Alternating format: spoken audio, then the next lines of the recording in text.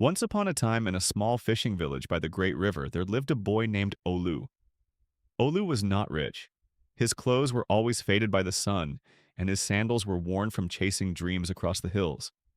But he had one thing more precious than gold: a heart full of love. And all of that love was for Amara, the chieftain's daughter.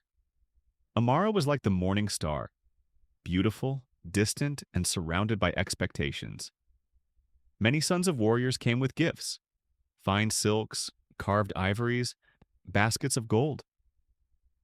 But Amara smiled only when Olu sang.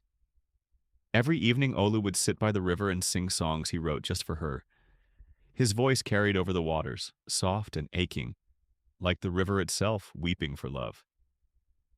But fate is often cruel to hearts that beat too loudly.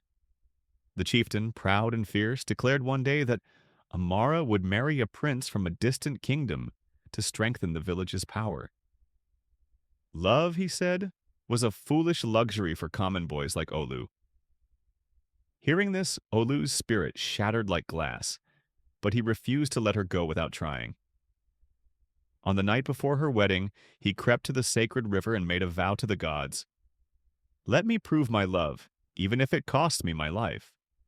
The river god, who had heard Olu's songs for many moons, appeared in the mist and offered him a choice: cross the raging river, filled with serpents and storms, and retrieve the flower of eternity from the forbidden island. Only then could he win Amara's freedom. Without hesitation, Olu plunged into the cold, furious waters. Hours passed. The village awoke to a great storm tearing the sky apart. They found Olu's body at dawn, washed up on the riverbank, clutching a single white flower against his chest. He had reached the island, but the river had claimed him before he could return. When Amara saw him, she wept bitterly, holding his lifeless hand to her heart. She refused to marry anyone else and wore white every day until her own death many years later.